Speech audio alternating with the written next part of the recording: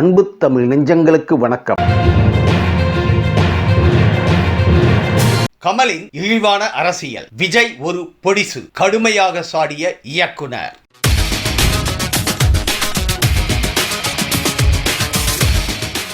அரசியல் ஆசை பலருக்கு இருந்தாலும் பெரும்பாலும் நடிகர்கள் இதில் அதிக ஆர்வம் காட்டி வருகிறார்கள்.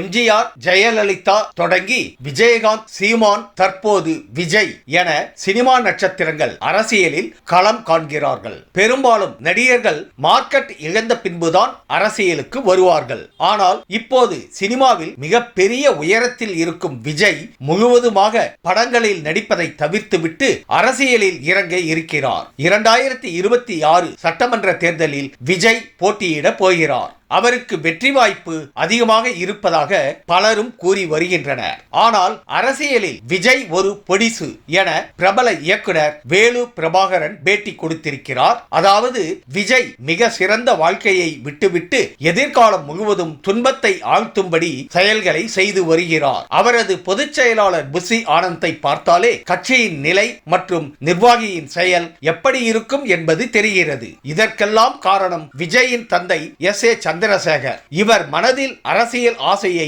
தூண்டிவிட்டதுதான் காரணம். S.A. சந்திரசேகரின் பேராசையால் விஜய் இந்த முடிவை எடுத்துள்ளார். அரசியலில் விஜய் ஒரு பொடிசு. சீமானாலே ஒன்னும் செய்ய முடியாத நிலையில் விஜயால் ஒன்னும் பண்ண முடியாது. அதேபோல் கமலும் ஒரு இழிவான அரசியலை நடத்தி வருவதாக கடுமையாக சாடியிருக்கிறார். அதாவது கமலின் கட்சி எந்த தொகுதியிலும் 2000 வாக்குகளுக்கு அதிகமாக பெறவில்லை. கமலை போல விஜயும் ஒரு செல்லாக்காசாக அரசியலில் இருப்பார். விஜயின் அரசியல் பிரவேசம் எந்த தாக்கத்தையும் மக்களிடையே ஏற்படுத்தாது என திட்டவட்டமாக வேலு பிரபாகரன் கூறியிருக்கிறார்.